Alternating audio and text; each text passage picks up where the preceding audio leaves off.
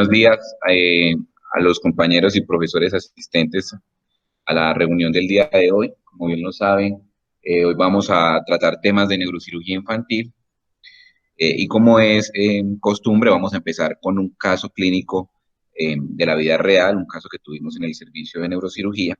La imagen que están viendo en estos momentos es la imagen, la tomografía de una niña de 5 años.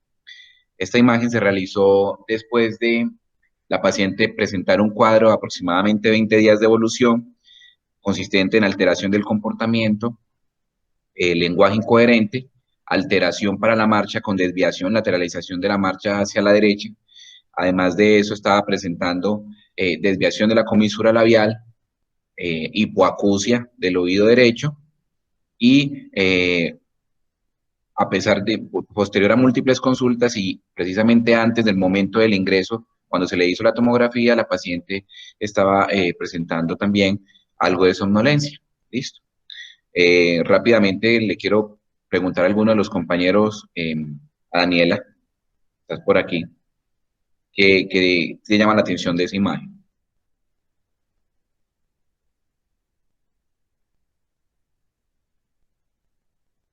Buenos días, entonces estamos ante una tomografía simple de cráneo, tenemos disponibilidad de 3 cortes axiales y una fotografía de un corte coronal. A nivel del parénquima cerebral, en fosa posterior, se observa una lesión que se comporta isodensa al parénquima cerebral, que está adherida al borde del tentorio del lado derecho. Es una lesión que genera efecto de masa sobre todas las estructuras de la fosa posterior. Desde este corte, que es el más inferior, estamos observando cómo hay una rotación, primero una obliteración final y una rotación del cuarto ventrículo, además de efecto de masa sobre las estructuras del tallo cerebral, condicionando una hipertensión de fosa posterior, porque no se observa la cisterna prepuntina ni las cisternas del ángulo punto cerebeloso. Adicional a eso, se observa una dilatación supratentorial con algo de migración transependimaria que se puede observar en, pues, la migración es más fidedigna en contexto de hidrocefalia hacia los cuernos occipitales, pero no tenemos pues como un corte dirigido hacia los cuernos, pero sí hay algo de dilatación con algo de lo que sugiere migración transependimaria del líquido en los cuernos frontales. La línea media supratentorial permanece centrada y aparentemente las cisternas de la base, excepto que las de fosa posterior, como ya las había mencionado, están abiertas y no tiene por esta imagen lesiones óseas en calor. Muy buena descripción. Yo quiero preguntarle a alguno de los compañeros residentes presentes en la modalidad telepresencial si con el cuadro descrito, paciente de 5 años, una evolución de 20 días de alteración de la marcha, síntomas comportamentales predominantemente, hipoacusia y desviación de la comisura labial, algo de desorientación, eh, y esta imagen consideran realizar algún tipo de conducta específica, estudios adicionales o proponen algún tipo de intervención. Daniela Polinar se encuentra por ahí. Hola, ¿cómo estás? Hola Dani, ¿cómo estás? Eh, pues en la tomografía, como decía Daniela, se ve una lesión en fosa posterior. Me parece pues que es una lesión que está ubicada en el área petroclival. Yo considero que a ese paciente hay que hacerle, pues, para discriminar bueno, o diagnósticos diferenciales del tumor, pues, podría hacerle una resonancia contrastada de cerebro. Y además de esos estudios ya de la parte auditiva, por lo que decías que tiene un compromiso auditivo, para determinar bien ese compromiso que tiene este paciente en pro de tener un parámetro previo a una posible intervención quirúrgica. Perfecto. Daniel, ¿a favor o en contra, dado el hallazgo de la leve dilatación del sistema ventricular y lo que parece ser algo de cambio de migración transependimaria hacia el cono frontal, consideras intervenir quirúrgicamente desde este momento, hacer algún tipo de derivación o podemos tranquilizarnos y solamente realizar la resonancia? Y estoy de acuerdo, sí, pues la parte de la hidrocefalia es lo que sería la urgencia más quirúrgica en este caso, y pues en caso tal se podría hacer una derivación ventricular externa o derivación ventriculoperitoneal, dependiendo de lo que se escoja. Pero sí hay que resolver. Ok, bueno. Listo. Entonces, efectivamente, lo que se solicitó, dada la estabilidad relativa de la paciente, ¿cierto? Pese a los síntomas descritos, la paciente no estaba con un cuadro ni una clínica de hipertensión endocraniana franca, y a pesar de tener una dilatación ventricular incipiente, pues no cumplía criterios importantes de hipertensión endocraniana por hidrocefalia aguda. Esa es la resonancia. Para ir avanzando entonces un poco, la resonancia mostró una lesión tipo masa, como lo habíamos descrito, que tenía una extensión grande con un compromiso de la espacio supratentorial e infratentorial. Es una masa que es levemente hiperintensa en el T2, con una ubicación en la región petroclival y ubicada principalmente en la cisterna del ángulo pontocerebeloso, que condiciona un desplazamiento y compresión del tallo cerebral, específicamente al nivel del puente, y un desplazamiento y compresión más no oclusión del cuarto ventrículo. Estas son unas secuencias en contraste con gadolinio de este paciente, ¿cierto? Se aprecia la misma lesión que habíamos descrito, vemos el gran tamaño de la lesión en la ubicación en relación al clivus, y vemos una hiperintensidad o una captación del contraste de manera significativa en la base dural del clivus, sobre la cual está posada la lesión tumoral, ¿cierto? Acá se resalta entonces el componente supra e infratentorial y el desplazamiento del tallo, y también vemos que este tiende a tener un compromiso y un desplazamiento hacia el Cavum de Meckel e incipientemente a la región posterior del seno cavernoso. Entonces, con estas imágenes nos acercamos a un diagnóstico presuntivo. Daniel, ¿estás de acuerdo con algún diagnóstico con esas imágenes? Pues ya sabemos el tema que vamos a tratar, pero ¿te parece que cumple criterios para pensar en meningiomas este hallazgo? Pues es una paciente joven, que no es característico, Pues, pensaría en algo diferente. Iber, en un paciente en edad pediátrica, el diagnóstico de meningioma, o pues, más bien, los meningiomas son un tumor muy raro. Daniel, ¿estás por ahí? Se fue Daniel.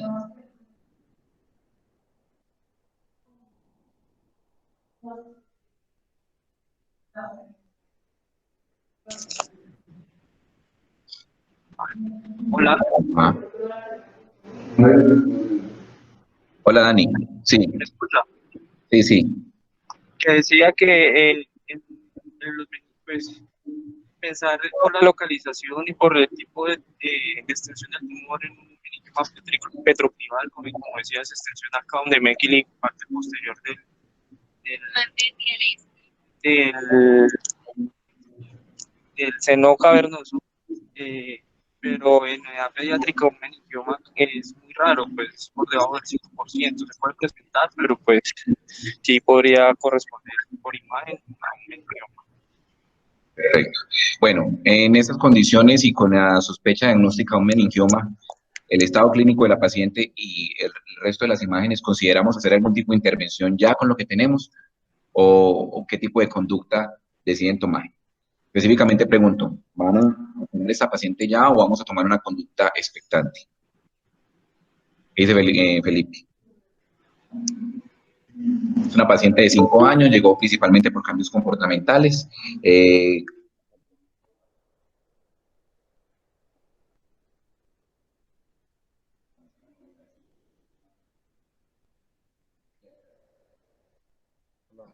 Hola a todos. Como está diciendo Daniel y Jaiber, la paciente presenta un meningioma. Me llama mucho la atención la edad de la paciente y el tamaño tan grande de la lesión. Conocemos los meningiomas, los que son tumores del crecimiento, digámoslo, corto. Esta paciente a su corta edad tiene un meningioma muy grande. Pensaría que en esta paciente sí hay que entrar a hacer una intervención quirúrgica de resección del tumor. Y en caso de que por alguna razón no hay disponibilidad de quirófano, pensaría que habría que enviarla a una unidad de cuidados intensivos para evitar una descompensación por completo y que nos pueda hacer hidrocefalia. Pero pienso que en primera instancia esta paciente debe llevar una resección quirúrgica buscando los mayores márgenes posibles. Gracias, Felipe. Pues no se realizó la intervención quirúrgica de manera inmediata, por eso hice la pregunta, ¿cierto? Y la paciente reconsultó por deterioro del nivel de alerta, le repitieron la tomografía y esta es la imagen. Aquí ya vemos entonces de manera evidente, ¿cierto? Una dilatación del sistema ventricular con una migración trasependimaria mucho más marcada. Ya vemos un abalonamiento del tercer ventrículo y una aparición de los cuernos temporales, ¿cierto? Y además de eso, se colapsó, desapareció completamente lo que teníamos de visión del cuarto ventrículo, indicando que en cuestión de 11 días, 10 días, tuvo un crecimiento significativo al punto de generar una hidrocefalia obstructiva en este paciente y la conducta en este estado fue realizar una derivación ventrículo-peritoneal con muy buenos resultados de esta paciente, mejoró, volvió a su estado basal de manera inmediata y dado pues a ciertas condiciones coyunturales, en el momento no se pudo hacer la intervención quirúrgica de resección tumoral inmediata y se dio de alta con una cirugía diferida, programada para dentro de 15 días. ¿Listo? Antes de los 15 días la paciente reconsultó, a pesar de estar derivada por un mayor deterioro del estado de conciencia, clínica clara de hipertensión endocrinal y un mayor déficit neurológico, dado pues por una hemiparesia del lado derecho, ¿cierto? Ante las condiciones de la paciente se decidió entonces realizar una intervención quirúrgica urgente, pues, casi que emergente en realidad, recuerdo mucho el episodio porque estaba por ahí cerca. Se realizó entonces una intervención inicial que se tuvo que abortar por el sangrado importante que tuvo la paciente en ese procedimiento, tuvo un sangrado masivo, incluso choque hipovolémico intraoperatorio, y se tuvo que detener la cirugía con una resección a duras penas calculada del 10% de la lesión. Esta imagen es de la segunda intervención quirúrgica de la paciente. Como lo ven ahí, es una paciente que ya tenía pues la curación, los estigmas de la intervención previa, y en esta ocasión se hizo un abordaje suboccipital con una posición de prono de la cabeza, pero con una posición semisentada de la paciente, ¿cierto? Y estos son los resultados posoperatorios inmediatos de la paciente. Tuvimos una muy buena resección, ¿cierto? Sin embargo, como bien lo pueden prever desde las imágenes, es imposible hacer una resección total, un Simpson 1 en estos pacientes, dado el compromiso del Caum de Meckel el seno cavernoso en la porción posterior, pero se obtuvo una resección total del componente de masa que se encontraba infratentorial y generando el efecto compresivo sobre el tallo. Les cuento, la patología de esta paciente mostró un meningioma atípico con un KI67 del 4%, EMA y progesterona positivo, ¿cierto?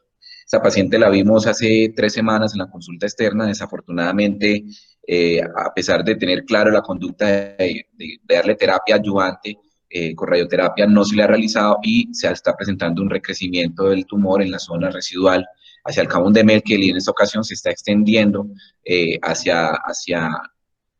ya abarcó completamente el seno cavernoso y se está extendiendo hacia el piso de la fosa media, ya generando un efecto de masa inicial, pese a que la paciente está casi asintomática, ¿cierto? Bueno, entonces, como bien sabían, hoy vamos a hablar de meningiomas en edad pediátrica. Para los que no me conocen, mi nombre es Jaiber Arias, yo soy residente rotante por el Servicio de Neurocirugía Pediátrica. Es importante entonces definir claramente la patología. Sabemos muchos ya por nuestra práctica en los adultos que los meningiomas son neoplasias que tienen un origen o tienen un grupo de células similares a las células meningoteliales que vemos en la aracnoides, en la aracnoides capsel que hay de los pacientes. Tiende a tener un comportamiento histológico mixto entre una derivación epitelial y mesenquimal. Por eso, esos pacientes tienden a tener ciertas características en la inmunohistoquímica, por ejemplo, el EMA positivo y algunos otros marcadores como la vimentina positivo. La gran mayoría tiene un comportamiento benigno, como lo sabemos, y es una enfermedad eminentemente de adultos. Y al momento de revisar este tema, era inevitable tratar de comparar siempre lo que encontrábamos en niños con lo que sabíamos de adultos, porque me atrevo a decir que en todos los servicios de neurocirugía del país, todos hemos aprendido de meningiomas en adultos, ¿cierto? Entonces, vamos a hacer un ejercicio durante el resto de la conferencia tratando de hacer un símil entre esta patología en adultos y en niños, y creo que nos sirve también de asociación para recordar muchos datos importantes de los que vamos a ver. Listo.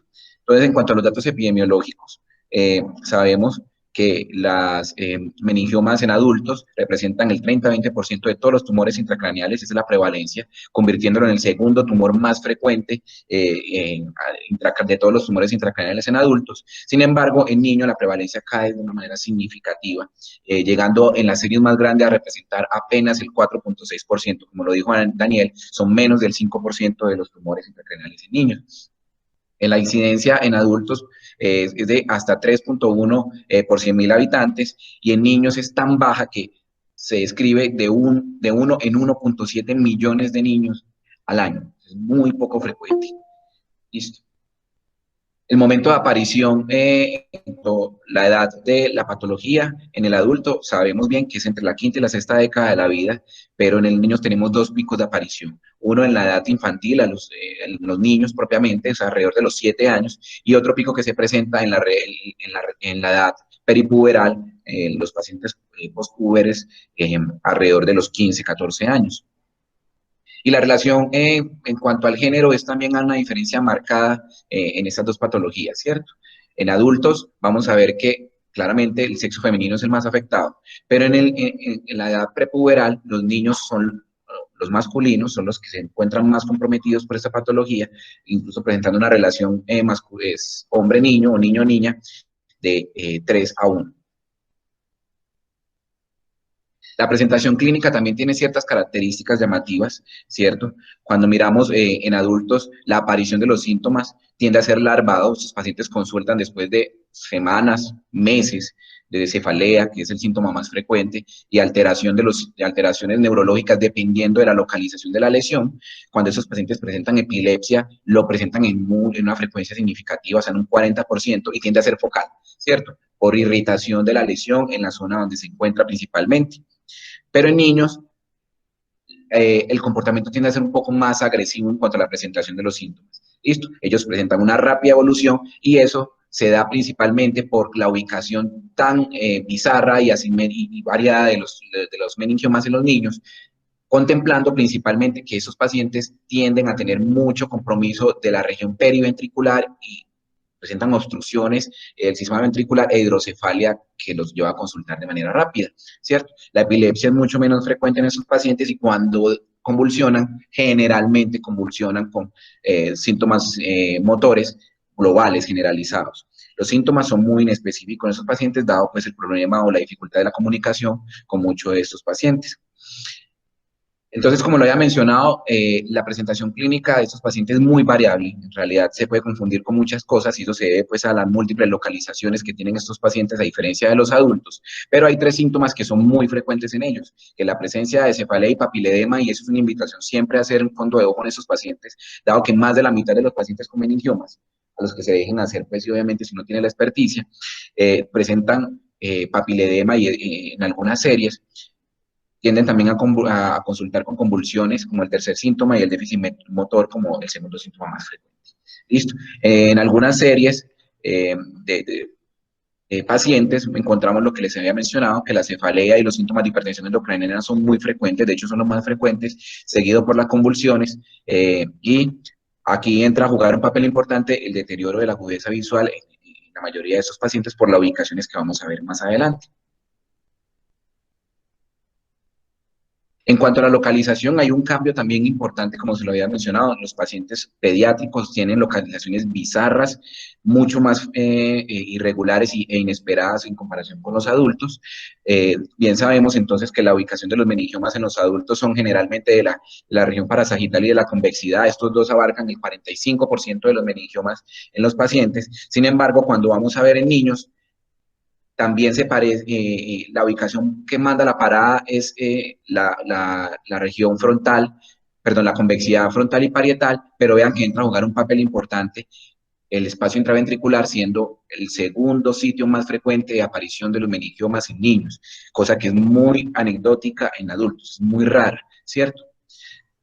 Otra característica de la localización tumoral en estos pacientes es que tienden en un porcentaje significativo en comparación con los adultos, hasta el 5%, a tener múltiples aneurismas, y esto se ve más en el contexto de la neurofibromatosis tipo 2, en esos pacientes que es una comorbilidad siempre obligatoria en el momento de la valoración de esos pacientes, tratar de definirla, y la hallazgo de las lesiones intraparenquimatosas, meningiomas intraparenquimatosos, que se pueden confundir con otro tipo de lesiones. También es importante tenerlos presentes en los pacientes pediátricos que consultan con meningiomas. Pueden representar hasta el 3% de estas lesiones.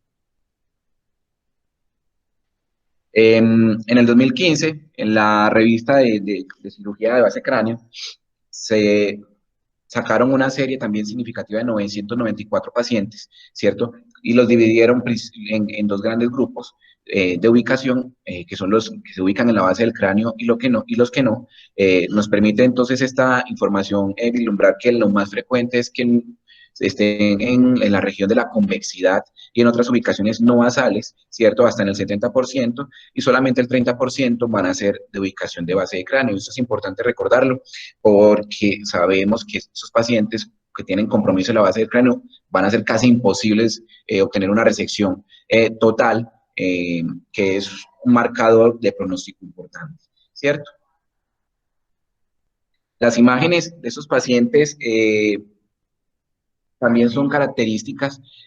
Cuando vamos a encontrar a esos pacientes, tienden a tener lesiones tumorales grandes desde el momento del diagnóstico, a diferencia de los pacientes adultos, que vemos que lesiones más pequeñas tienden a ser más escandalosas y sintomáticas. Y tienen una característica también llamativa, y es que estos pacientes presentan calcificaciones en un porcentaje importante de las lesiones, ¿cierto? Alrededor del 20% de ellos, además de tener masas grandes, mayores de 4 centímetros desde el momento del diagnóstico, van a tener calcificaciones como otra característica adicional. En la tomografía vamos a ver lesiones heterogéneas que pueden parecerse a muchas otras patologías intraxiales, por lo que les digo de la ubicación intraparenquimatosa y ubicaciones en cercanía a la línea media. Esos pacientes van a tener imágenes como estas que perfectamente se pueden confundir con un glioma o con una teratoide rhabdoide o con otras cosas como un teratoma, por la heterogeneidad marcada, las calcificaciones y los quistes. Vemos también que van a tener densidades distintas y densidades de calcio que se van a ver en la resonancia como unas hipointensidades marcadas y una captación del contraste heterogénea que le permite ver una lesión bien definida, pero que usted no puede lograr diferenciar cuál es la implantación en muchas ocasiones o el origen de estas lesiones. Y cuando tiende a tener un comportamiento, nos encontramos ante una lesión de un comportamiento más dañina, un comportamiento maligno, como en este caso un meningioma típico en un niño de 5 años, van a tener una zona poco diferenciada de la lesión, una captación que va a dar la apariencia de una lesión en coliflor, y además de eso, en los estudios que nos permite ver el edema, vamos a ver un marcado edema asociado a las lesiones, sin tener claramente un compromiso vascular que lo justifique. También es algo llamativo en estos pacientes, la ausencia de la cola dural. La cola dural se encuentra en más del 70% en los adultos, en cambio en los niños baja un poco la frecuencia del hallazgo, alrededor del 60%, ¿cierto? Y estos pacientes que van a tener ubicaciones tumorales en el valle silviano, ubicaciones intraparenquimatosas, van a tener ausencia de la cola dural incluso en el 33% de los casos. Eso es un hallazgo significativo diferencial entre el meningioma del adulto y de los niños, y es que los niños van a tener quistes asociados a las lesiones tumorales, grandes quistes, en un 12% en comparación con los adultos, que lo hacen a duras penas en el 2%, asociado pues a otros hallazgos que ya mencionamos. La ubicación en la fosa posterior y multicompartimental es más frecuente también en los niños, por los que les había dicho, ellos consultan generalmente con lesiones grandes de rápido crecimiento. Como vemos en este caso, una niña de 11 años, que se parece mucho al caso que tuvimos, un compromiso de una lesión infratenturial en el espacio de la cisterna punto mesencefálica, y va a tener una extensión hacia la región superior. Hay estudios que han tratado de darle un valor predictivo a los hallazgos imaginológicos de meningiomas, y hay algunos que han ido más allá y lo han hecho en esa patología poco frecuente en niños, ¿cierto? Les traigo estos datos del 2016 que mostraron valores estadísticamente significativos, ¿cierto? Encontraron específicamente que 3 características imaginológicas le aumentaban a usted la posibilidad de recurrencia, ¿cierto? Y de no curación de los pacientes con meningiomas en edad pediátrica.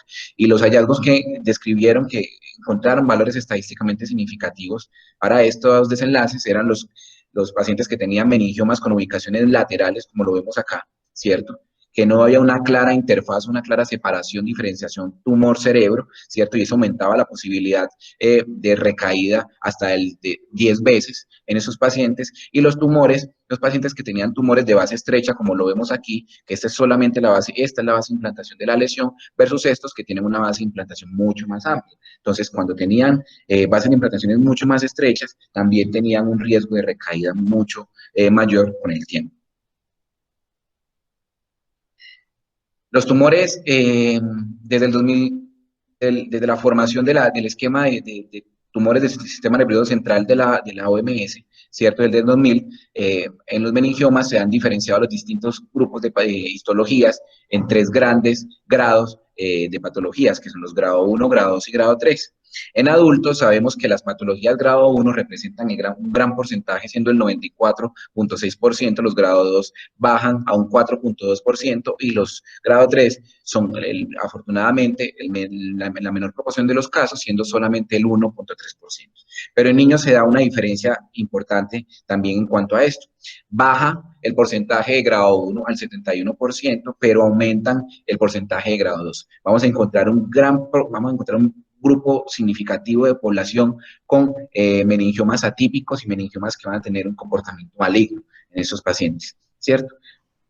Incluso los grado 3 aumentan un 5%. Eso es importante recordarlo para definir lo que estábamos diciendo. Si un paciente esto se debería manejar de manera expectante y cuánto tiempo, sabiendo que hay un porcentaje muy importante, del 30% casi, de tener patologías de comportamiento maligno en niños en comparación con los adultos. Y los grupos histológicos, no me voy a detener en esto, más frecuentes entonces en los niños son el meningotelial, que representan el 31%, es una histología bastante benigna, son nidos de células meningoteliales, ¿cierto? Y seguido por el transicional, en la que característicamente vamos a encontrar entre los cuerpos de Samoma y vamos a encontrar las borlas, que son estos remolinitos, esos son los cuerpos de Samoma, ¿cierto? Son patologías benignas, la clasificación OMS1, y es importante recordar este grupo específico que puede representar hasta el 20.5% de los meningiomas en niños, y son el grupo de los meningiomas fibroblásticos, que van a tener esta característica que es descrita como los cuerpos de Verocay, que si alguno lo recuerda, es de hecho un hallazgo característico en la patología en los schwannomas, ¿cierto? Entonces se puede confundir el patólogo en ciertas circunstancias, los meningiomas fibroblásticos los puede confundir con un schwannoma, y si es un meningioma que está en ubicación del ángulo pontocerebeloso, pues eso nos va a confundir mucho más en el manejo de estos pacientes. Meningiomas atípicos van a tener una organización histológica mucho más desordenada, y aquí empieza entonces a contar el índice de proliferación dado por el CAI, por la extinción antiinmunohistoquímica de CAI 67, que son mucho mayores en los pacientes que tienen meningiomas atípicos grado 2 y meningiomas grado 3. Ya para entrar entonces en un punto importante, vamos a hablar de tratamiento. Empecemos por la observación. La observación se recomienda en todo paciente con lesiones pequeñas, asintomáticas y sin efecto de masa alguno. ¿Listo? Ningún paciente que tenga, tienen que cumplir estos 3 criterios para usted decir, bueno, vamos a observarlo. Y la recomendación de la observación o el seguimiento de esos pacientes, realizar una resonancia 3 meses después del diagnóstico, y eso te permite hacer te da una imagen del crecimiento, pues, el potencial de crecimiento de este tipo de lesiones, y a partir de ahí se hace cada 6 meses en el primer año, y de 2 a 5 años posterior se va a hacer de manera anual si el paciente sigue asintomático. Si ya después de ese periodo el paciente sigue asintomático, ya se hace bianual, de manera permanente, y la guía no es clara de hasta qué momento hacer el seguimiento, pero pues si es un niño y tiene un meningioma, uno asume que hay que seguirlo de por vida, ¿cierto? Para el 2020, este año, salió la guía del grupo de leucemia y cáncer en niños. Es el único grupo que hasta el momento se ha atrevido a sacar una guía de recomendaciones para el manejo del meningioma infantil en adolescentes y en adultos jóvenes, ¿cierto? Y entonces, en cuanto a la observación, ellos recomiendan que se puede hacer solamente en adultos jóvenes y que no se debe hacer seguimiento y observación, conducta de observación en ningún niño menor de 3 años. ¿Listo? Por el riesgo de tener una histología anaplásica, como se los mostré antes, y el potencial de crecimiento vertiginoso en esos pacientes y complicaciones. En cuanto a la cirugía, sabemos del adulto que todo paciente sintomático ojalá se debe intervenir, y por algunas escalas algorítmicas ya casi que sedimentadas en los adultos, como la escala Glass, sabemos que los pacientes adultos ideales para una resección de un meningioma son los pacientes menores de 60 años que tienen lesiones tumorales, lesiones tumorales mayores de 2 centímetros, síntomas severos y potencialmente irreversibles, y no son comórbidos. Son los pacientes ideales para llevar a resección de meningioma en adultos. Sin embargo, esas recomendaciones se pueden extrapolar, y la mayoría de los autores las extrapolan a los de adultos a niños, se maneja de forma similar, pero hay que tener algunos puntos en mente. ¿Listo? Y los puntos que siempre se deben tener en cuenta en cuanto al manejo quirúrgico de estos pacientes, que generalmente estamos ante tumores muy grandes, ¿listo? Son tumores que van a tener un potencial de sangrado importante, y acuérdense que las pérdidas potenciales permitidas en los pacientes pediátricos son menores, ¿listo? Que son tumores que van a tener localizaciones inusuales, locaciones intraparenquimatosas, multicompartimentales, intraventriculares, que van a tener adherencias neurovasculares importantes, y que esos pacientes pediátricos tienen un riesgo con las cirugías prolongadas, a diferencia de los adultos, hipotermia, acidosis. Entonces, eso va a tornar difícil y retante la resección quirúrgica de los meningiomas en niños en comparación con los adultos. Entonces, con eso, la recomendación de la guía británica del grupo de leucemia y cáncer en niños es procurar siempre realizar una resección total, un Simpson 1 o 2, en todos los pacientes, en la medida de lo posible, y realizar cirugía en varios puntos o en varios momentos si el tumor es difícil de acceder o es un tumor muy grande, con el objetivo de no someter a un riesgo injustificado al paciente. ¿Listo? Algunos hablan de hacer una embolización preoperatoria en esos pacientes, pero la mayoría de los autores son precavidos con ellos, dado pues que los vasos en esos pacientes son pequeños, y esto puede cambiar la lectura en la patología en el momento de enviar la muestra al patólogo, ¿cierto?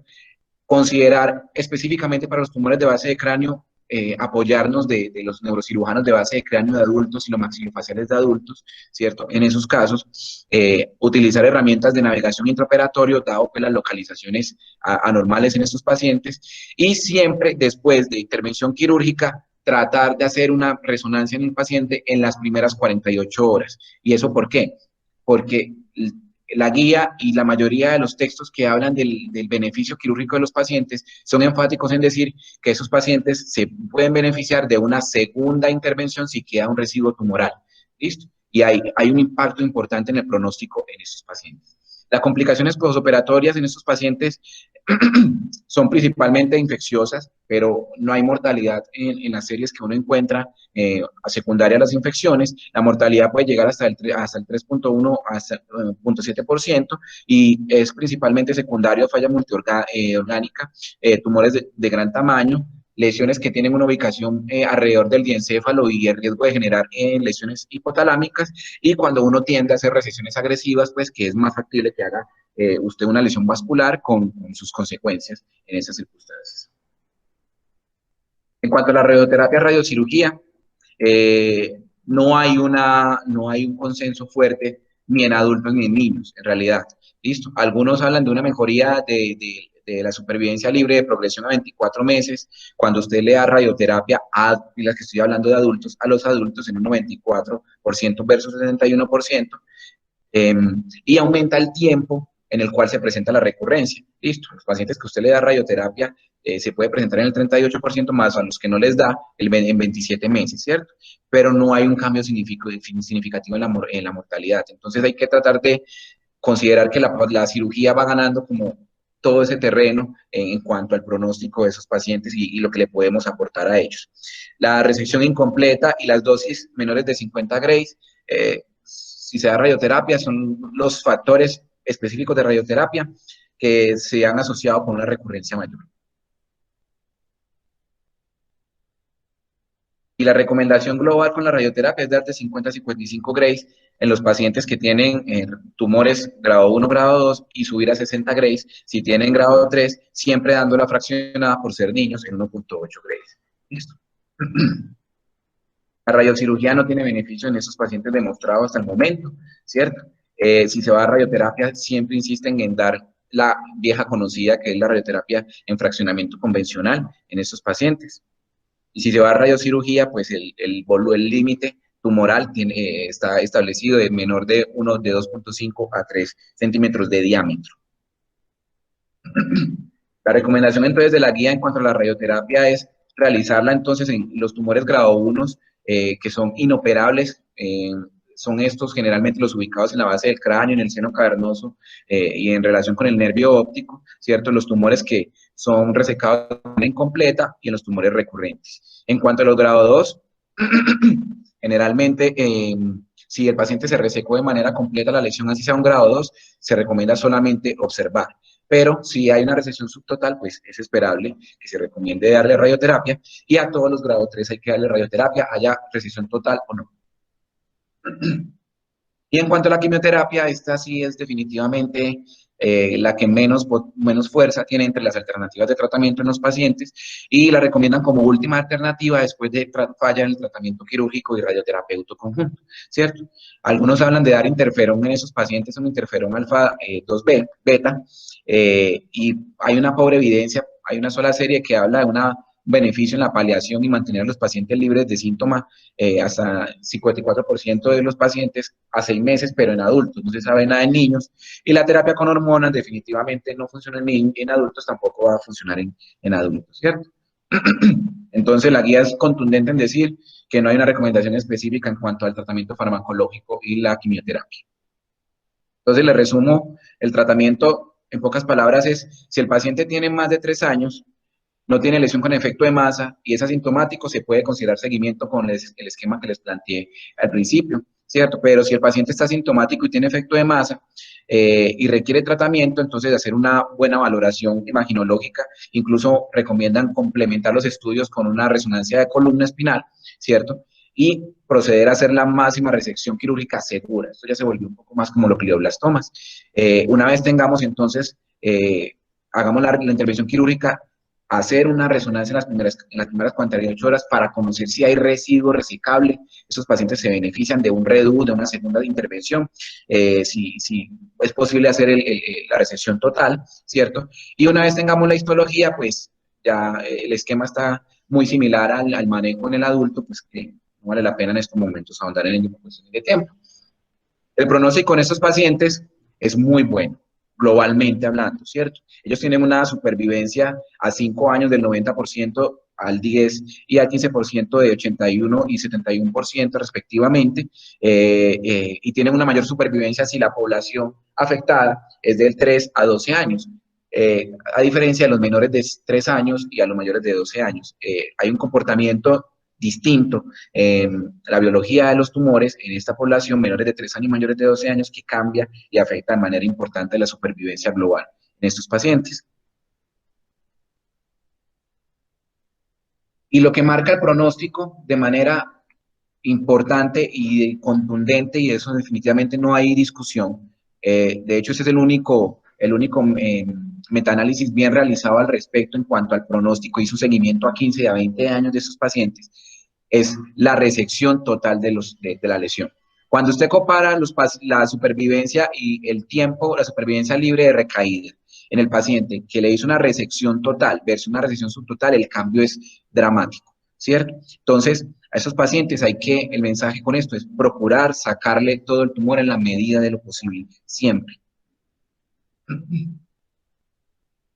Y si definitivamente es un grado 1 de la OMS y un grado 2, sí que se debe procurar obtener este objetivo, ¿cierto? Porque este mismo artículo nos mostró que los pacientes que tienen meningiomas grado 1 y grado 2 conservan esa diferencia en su supervivencia a los 15 y a los 20 años, cuando se le hace una resección total versus a los que les hace una resección subtotal. Sin embargo, cuando ya nos metemos en la población grado 3, como bien lo esperamos, por el comportamiento biológico más agresivo, esta diferencia desaparece. Los valores estadísticos aquí no están presentes, pero hay que ser como muy cuidadosos con hacer el diagnóstico de manera adecuada, dado el beneficio importante que da la cirugía con resección total en el grado 1 y en el grado 2. Listo, muchas gracias. En el tema de los niños, por lo que dijiste, Jaiber, de las pérdidas, pues como tan estrecho margen para pérdidas sanguíneas, y la embolización debe ser mandatoria pues en todos los casos.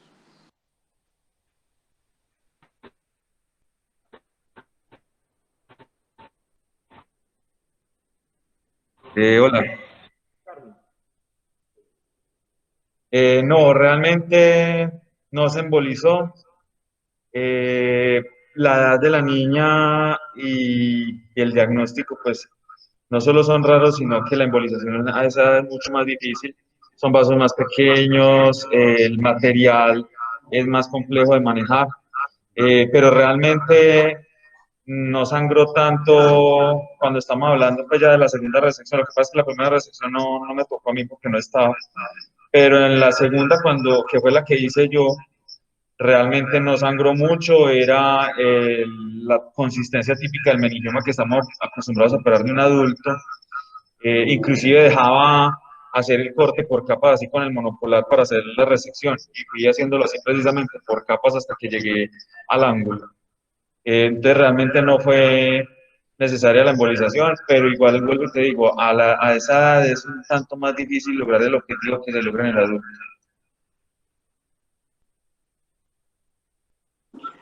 Buenos días, no, miren, les quería hacer un comentario. Los meningiomas, pues, es una patología afortunadamente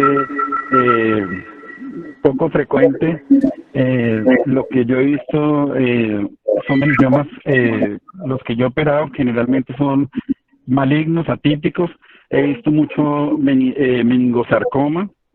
La técnica quirúrgica es una técnica con bipolar, porque cuando uno utiliza el aspirador ultrasónico el paciente sangra muchísimo. Entonces es un paciente que nosotros tampoco embolizamos, y hemos tenido los mismos problemas. Nosotros al comienzo le dábamos salida al paciente esperando el tratamiento complementario, y cuando llegaba a radioterapia tenía un tumor 2, 3, 4 veces más grande del residuo tumoral que habíamos dejado. Entonces lo que estamos haciendo durante la hospitalización es hacer la resonancia y de una vez definir el paciente para el tratamiento complementario cuando hay residuo tumoral. No dejar ir el paciente, porque por cuestiones administrativas pueden durar 1 mes, 2 meses, 3 meses, y nos encontramos que es un paciente que el tumor le creció 3 y 4 veces.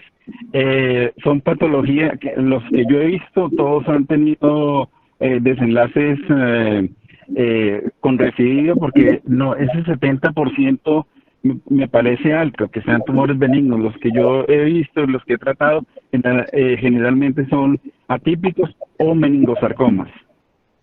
Muchas gracias. Gracias, doctor Zorro. Por lo que yo vi en la conferencia, pues el pronóstico no es tan bueno porque apenas están vivos el 7% a 15 años, y eso confirma lo que usted está diciendo. El doctor Salas nos pregunta que si estos tumores tienen algún comportamiento genético. El doctor Salas nos pregunta si tiene algún comportamiento genético, predisposición genética.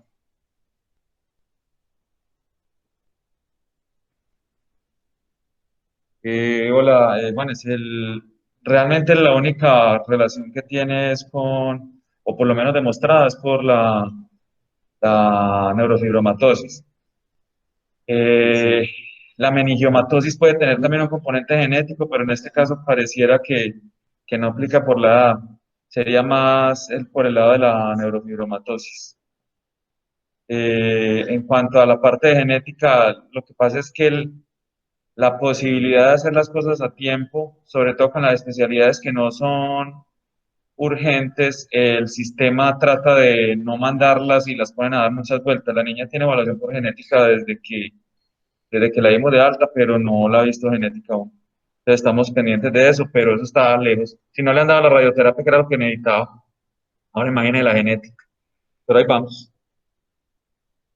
Bueno, rápidamente, ya que hay poco tiempo. Es una patología muy rara. El tratamiento ideal es, como bien dijo el doctor Jaiber, es la resección, la máxima resección posible de manera segura. Pero yo quería hacer énfasis en algo muy interesante y muy importante, y es que tenemos que dejar de pensar que la radiocirugía está en contra o es lo opuesto o es, digamos, un enemigo de la cirugía. No, hay que pensar en la radiocirugía como una herramienta más que se tiene para el tratamiento de las patologías y sobre todo de los meningiomas. Entonces, ese es el primer punto. Segundo, hay que tener en cuenta también y quitar de la cabeza que solamente se puede hacer radiocirugía cuando una lesión es más pequeña de 3 centímetros. Eso ya ha cambiado con el advenimiento de la radiocirugía hipofraccionada, en el cual la dosis de radiación no la damos en un solo día, sino en hasta 5 días, y así podemos dar tratamiento en lesiones que están adyacentes a zonas muy, digamos, que llamamos muy elocuentes o de alto riesgo, o en lesiones más grandes. Entonces ya hay otras alternativas. Entonces, en términos generales, la idea es esa: hacer la máxima resección posible de manera segura y, dependiendo el remanente, vigilarlo o hacerle radiocirugía hipofraccionada si es muy grande o está adyacente a una zona muy elocuente como el tronco cerebral o como un nervio óptico, o hacerle radiocirugía monofracción. Gracias, Hernán. Hernán, te hago una pregunta. En niños menores de 4 años no hay problema en dar radiocirugía, siendo que es un daño local. Profesor, en teoría no lo hubiera un poquito menos de riesgo, pero en los niños menores de 3 y 4 años es muy conflictivo para el médico tratante darle radioterapia en cualquiera de las modalidades, porque sí se ha demostrado que dosis bajas de radiación en niños muy pequeños pueden ocasionar en la adultez algún tipo de tumores radioinducidos. Yo creo que la otra vez lo habíamos dicho, hay un estudio muy interesante y muy viejo en los cuales a unos niños les dieron radiación a dosis muy bajas para el tratamiento de la tinea capitis, que eso se trataba como en los 50 o en los 60, y con dosis muy bajas, una gran proporción de niños desarrollaron en la adultez meningiomas y gliomas. Entonces, en los niños pequeños, por debajo de 3 y 4 años, casi no se le va a dar radiocirugía o radioterapia a ningún niño. Si se pudiera, en el caso de ser absolutamente necesario, pero es corriendo muchos riesgos, entonces casi siempre se evita, pero sí se puede. Ok, gracias, Hernán. ¿Quién más tiene algún comentario? Hola, buenos días. Hola, Juanes. Héctor Ome. Adelante, ¿Aló? te escuchamos. No, ojalá pudieran poner la foto inicial del meningioma, porque a mí sí me preocupa si las manifestaciones iniciales del paciente sí fueron de hidrocefalia o fue de compresión del tallo y de pares bajos, porque me pareció muy arriesgado haber hecho solamente la derivación y enviar el paciente para la casa para una cirugía electiva. Yo creo que el efecto era bastante severo y de pronto este paciente creo que debió haber intervenido en forma electiva dentro de la hospitalización y un poquitico más rápido que hubiera llegado con deterioro neurológico. desde el punto de vista de imagen, uno ve una muy buena resección del paciente. Yo no sé en qué condiciones está, pero sí me preocupa esa conducta de haberlo enviado para la casa. Gracias. Sí, Héctor, estamos de acuerdo. Pues viendo aquí la compresión tan severa que tiene el tallo, yo creo que fue un poco arriesgado mandarlo para la casa y la cirugía se hizo realmente en un paciente estuporoso, en malas condiciones, que afortunadamente se despertó completamente después de la cirugía. Pero sí se corrió un riesgo muy grande habiéndola mandado para la casa. Yo creo que no hay justificación para eso.